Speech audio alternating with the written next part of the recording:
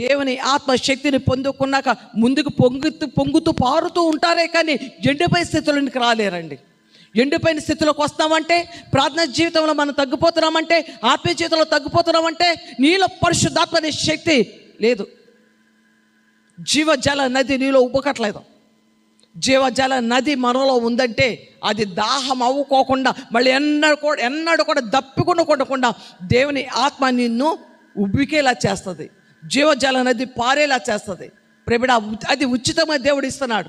పరిశుద్ధాత్మను కొనుక్కోరెవరు, కొంటే వచ్చేది కాదు, ఎవరో ఇస్తే వచ్చేది కాదు.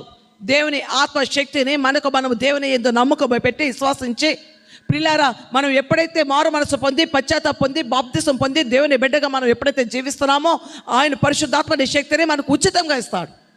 ఇది ఎలా ఉండాలంటే జీవజల నది. ఈరోజు మనము దప్పికున్న వారి మీద